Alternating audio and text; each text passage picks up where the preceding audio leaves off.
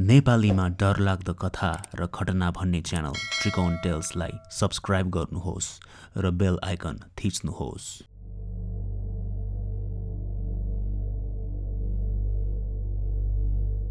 दशैं र तिहार भन्ने बित्तिकै सबैको आँखामा झलझल एउटा दृश्य त पक्कै नै आउँछ, पिङ खेल्दै गरेको दृश्य। भनिन्छ कि वर्षमा एक दिन भए पनि खुट्टाले भुइँ छोड्नै पर्छ रे, त्यही भएरै पिङ पनि खेल्नै पर्छ भन्छन्। तर पिङ खेलिसकेपछि साँझतिर तपाईले कहिले पिङतिर हेर्न जाँदा बाँसमा पिङलाई बेरिएर राखिएको देख्नु भएको छ? किन त्यस्तो गरिन्छ त?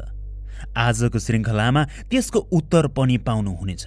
सुनौ त्रिकोण टेल्सको 117 श्रृङ्खलामा 4 सत्य घटनाहरू। पहिलो श्रोता। मेरो नाम पूजन खड्का। मलाई महिना र गते त थाहा भएन, तर म त्यो बेला 10 वर्षको थिएँ। अहिले त 25 वर्षको भइसके। म मेरी आमा र बुबासँग हाम्रो हजुरआमाको घर काभ्रेपलाञ्चोकको बाङथलीमा गएको थिएँ। हामी त्यहाँ पुगेको दिन साधारण हिसाबले नै बित्यो।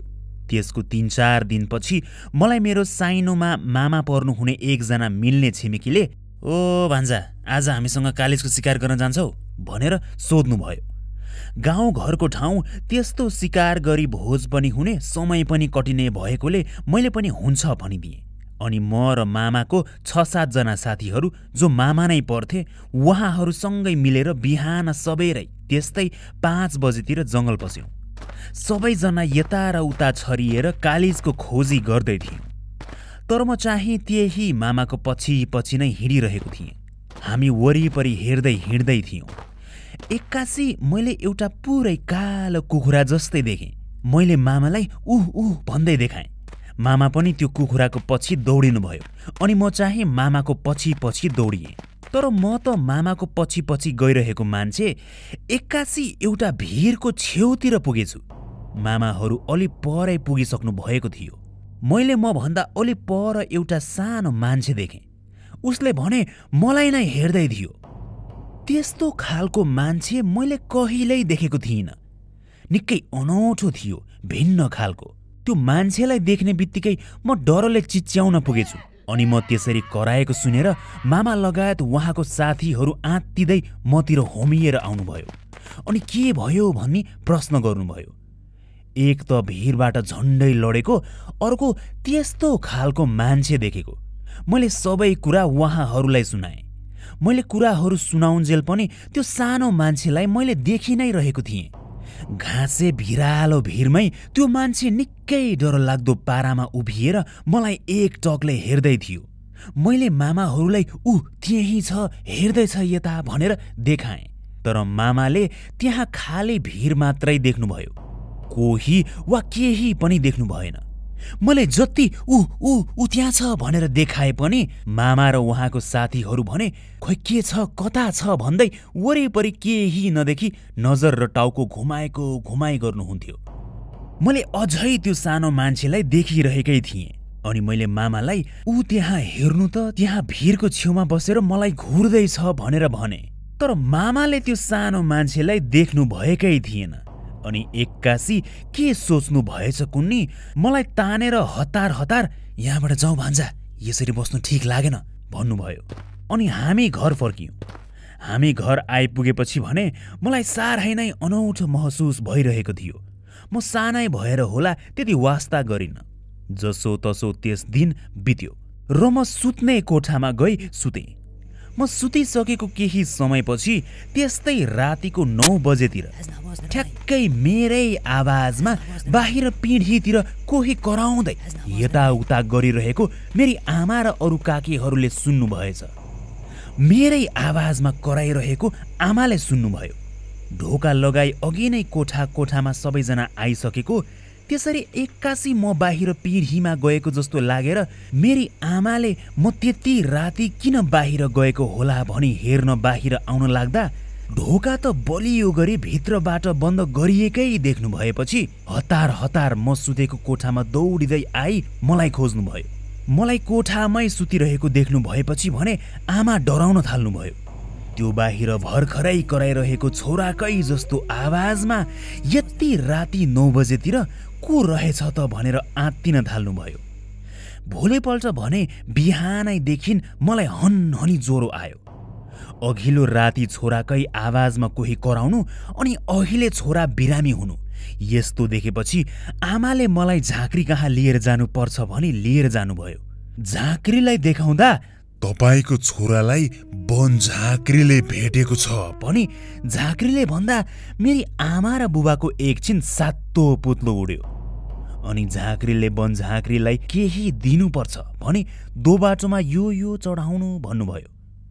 सोही अनुसार गरेपछि भोलिपल्ट नै म त निको भइहाले। वन झाँक्रीको बारेमा धेरै सुनेको छु, कसरी 9-10 वर्षे बच्चाहरूलाई लिएर गई आफ्नो तन्त्र विद्या सिकाउँछ भन्ने बारे। त्यो दिनको मैले वन झाँक्री देखेको घटना अहिले पनि मलाई बेला बेला सपनामा आउने गर्छ। अनि त्यही दिनमा फर्किएको भान भएपछि म आत्तिएर बिउझिन्छु अनि एकछिन सोच्न थाल्छु। त्यो बेला यदि मैले मामाहरूलाई नबोलाई को रहेछ भनेर आफै अघि बढेर बुझ्न खोजेको भए त्यो वन झाँक्रीले के गर्थ्यो होला?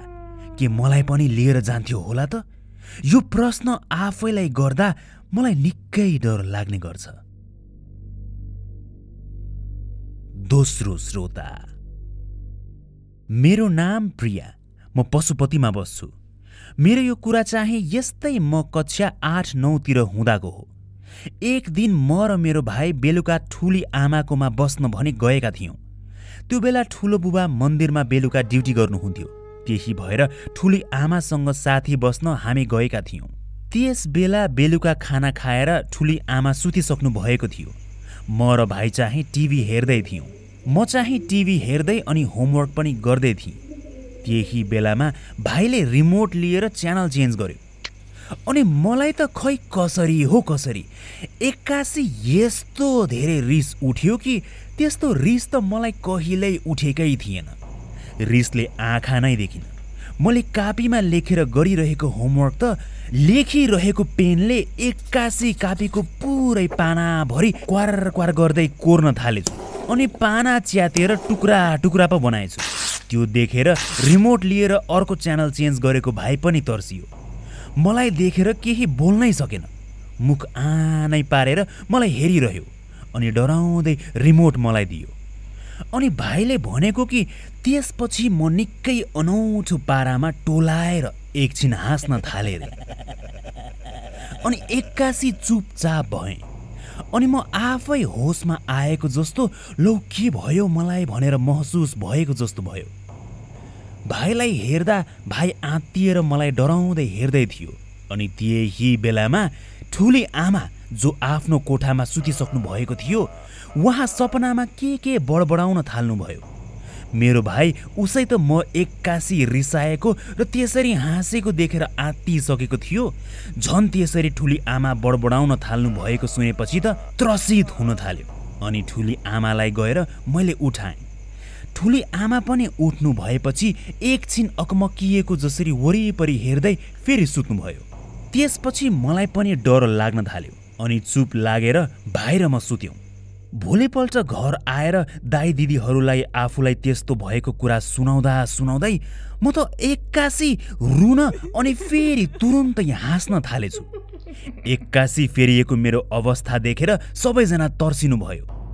त्यस दिन घरि हाँस्ने घरि रुने यस्तो गरेरै बाँकीको दिन कट्यो। दिउँसो भने ठुलो बुबा घरै हुनुहुन्थ्यो अनि उहाँले फुक्ने पनि गर्नुहुन्थ्यो। त्यही भएर मलाई फेरि ठुली आमाकोमा लगियो। ठुली आमा र हाम्रो घर 1-2 घर तलमाथि मात्र थियो। ठुली आमाकोमा पुगेपछि ठुलो बुबाले मलाई फुक्न थाल्नुभयो।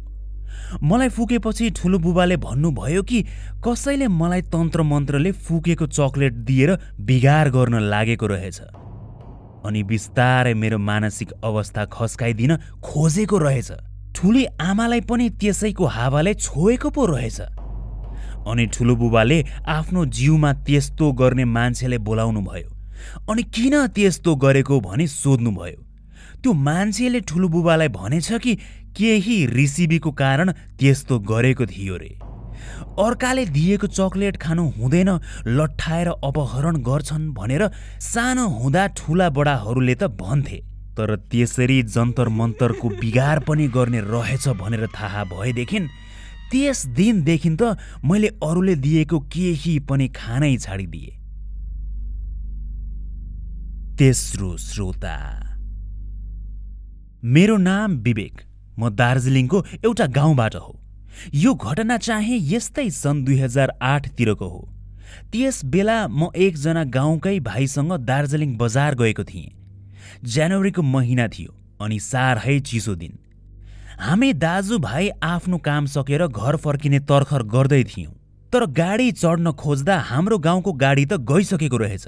हाम्रो चाहिँ गाउँको गाडी केही गरी छुट्यो भने अर्को पाउन त साह्रै धेरै समय कुर्नुपर्ने हुन्थ्यो। तुरुन्तै पाइने त नसोचे नै हुन्थ्यो। समय पनि दिउँसोको 3 बजिसकेको थियो। चिसो मौसममा सिमसिम पानी परिरहेको थियो। बेलुकाको लगभग 4:30 बजेतिर हामीले बल्ल बल्ल एउटा गाडी पायौँ। गाडीभित्र एकजना काका, गाडी चालक, म अनि मसँगै आएको भाइ, यति गरेर हामी जम्मा 4 जना थियौँ। त्यस्तै 2-3 किलोमिटर पछिको बाटोतिर एकजना अर्को भाइ पनि चढ्यो। मसँग आएको भाइले त्यो भाइ चिनेको रहेछ अनि त्यसपछि हामी बोल्दै गयौँ। रात झमक्कै परिसकेको थियो। घुमौरो बाटो मोडै मोडको बाटो गुड्दै कुहिरोलाई छिचोल्दै हाम्रो गाडी अघि बढिरहेको थियो। एकैछिनमा एउटा घुमौरो बाटो भई घुम्दै गाडी अघि बढिरहेको बेला एक्कासी चालक दाजुले गाडीको ब्रेक झ्याप्पै लगाइदिनु भयो। हामी पछिल्लो सिटमा बसेको 3 भाइ त वात्तै अगाडि हुत्तियौँ। के भएछ भनी अगाडि हेरेको त गाडीको अगाडि ठ्याक्कै बाटोको बिचैमा एकजना केटी पो हिँड्दै थिइन्। गाडीको हेडलाइटले उनको अनुहार अनि उनले लगाएको पहिरन प्रष्टै देखिरहेको थियो। उनले कुर्ता लगाएकी थिइन् अनि कुम्भमा कालो ब्याग भिरेकी थिइन्। त्यसरी त्यति राति, त्यो पनि बाटोको बिचमा, बिना कुनै बत्तीको सहारामा हिँडिरहेकी भर्खरकी युवतीलाई देख्दा हामी सबैजना छक्कै पर्यौँ। यस्तो वरिपरि रुखै रुख भएको ठाउँतिर यति राति किन होला भन्दै यस्ता खालका प्रश्नहरूले हामी सबैको मन मस्तिष्क भरिँदै थियो। गुडिरहेको गाडी एक्कासी त्यसरी ब्रेक लगाएर रोकिएको कारण गाडीको इन्जिन पनि बन्द भएको थियो।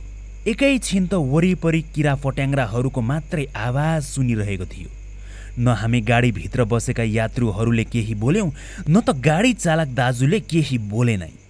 त्यो केटी पनि हामीतर्फ फर्की ठिङ्ग बाटोको बिचमा उभिनै रहेकी थिइन्। अनि त्यस्तो अवस्थामा हामी केही सेकेन्ड बसेपछि त्यस केटी आफूलाई अप्ठ्यारो महसुस गरेको झैँ मुखमा हाँसो देखाई मुसुक्क मुस्कुराइन् अनि बाटोको छेउतिर गइन्।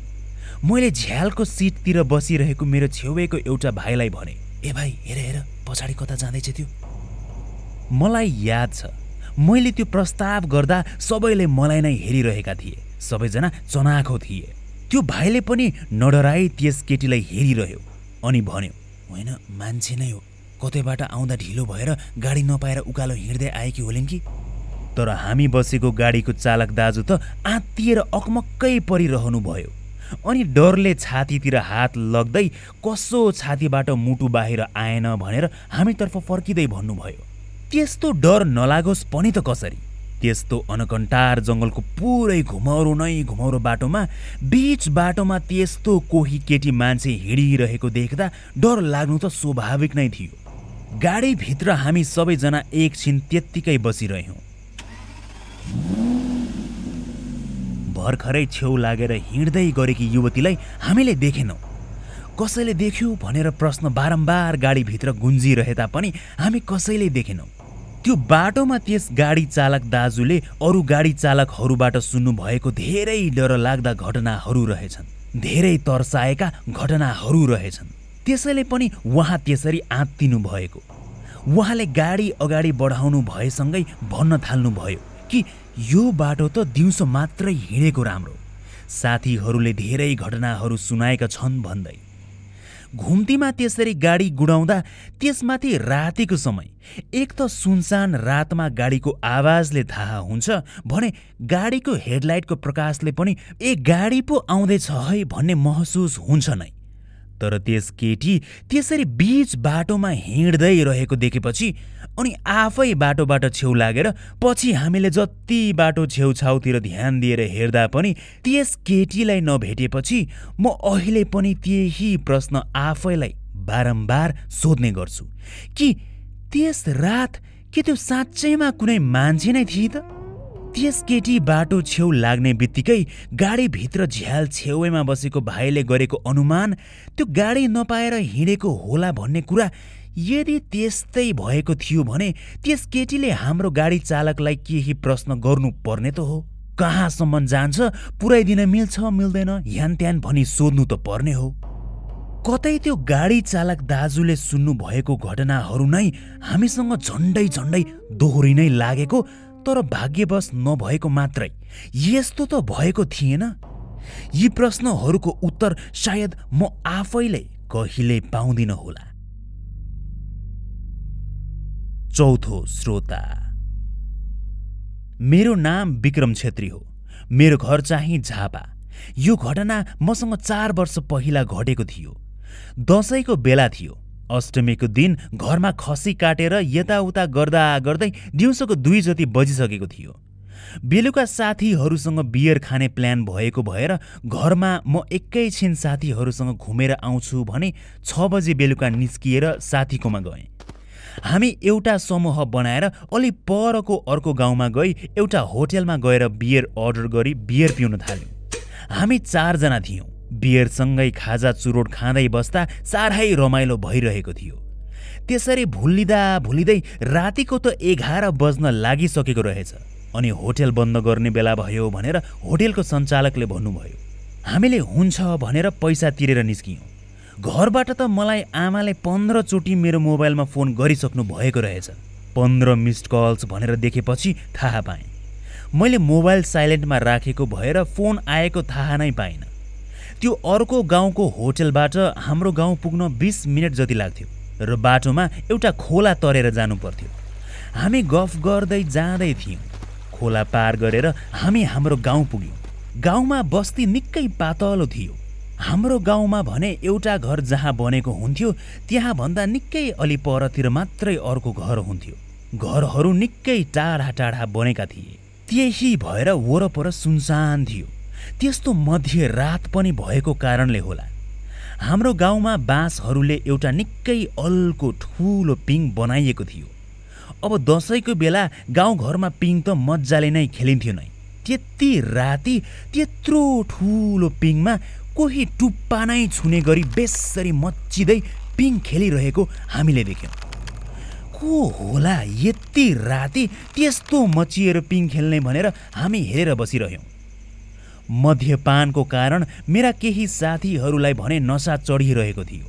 मेरो एउटा त्यस्तै साथी कराउन थाल्यो, को हो, हामीलाई पनि पिङ खेल्नु पर्यो, धेरै नमचाऊ, अब पुग्यो, अब हाम्रो पालो, छोडा छोडा। यस्तो भन्दै कराउन थाल्यो। अरू साथीहरू पनि हो भन्दै बोल्न थाले। म भने निकै अनौठो मानि त्यस पिङतर्फ हेर्दै थिएँ। त्यसरी त्यत्रो माथि पुग्ने गरी कसैले पिङ खेलेको मैले पहिलो चोटि देखिरहेको थिएँ। अगाडि मच्चिएर पछाडि मच्चिउन्जेल झन्डै झन्डै गोलो आकारको हुने गरी नै मच्चिँदै थियो। त्यसरी मच्चिएको देख्दा म आफैलाई कहाली लाग्दै थियो। मेरो साथी कराको कराई गर्दा पनि केही प्रतिक्रिया आएन। त्यो मच्चिरहेको मान्छे मचिए नै थियो। गाउँ घरमा सबैलाई चिन्थे। अझ त्यसमाथि हामी त्यस्तो गाउँ डुलुवा साथीहरू। मलाई त्यसरी हाम्रो गाउँमा पिङ मच्चिँदै खेल्ने मान्छे त कोही थाहा थिएन।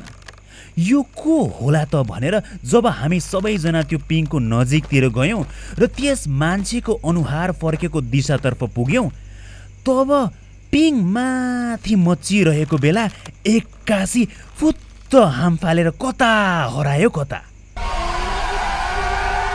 त्यो तल भुइँमा झरेको पनि देखिन, न त मेरा साथीहरूले देखेनै।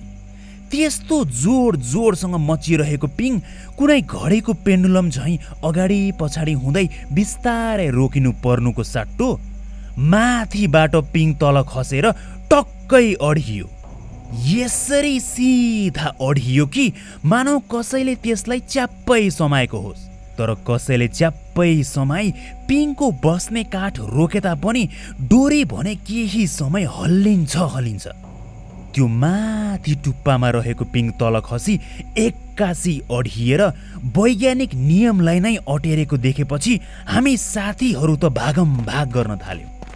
भर्खरै कोही त्यस्तो डर लाग्दो पारामा मच्चिँदै पिङ खेलिरहेको अनि एक्कासी माथि मच्चिँदै हाम फालेर आफै गायब भई पिङ पनि त्यसरी अड्हिएपछि त हामी सबै घरतिर दौडादौड गर्न थालिहाल्यौँ। त्यो देखेर कति साथीको नसा हटेर गयो भने एउटाको चाहिँ अलि लागि नै रहेकोले दौडिँदै लडेर खुट्टामा चोट पनि लाग्यो। हामी पछाडि फर्किँदै भाग्न थाल्यौँ। सबैभन्दा पहिले मेरो घर आउँथ्यो।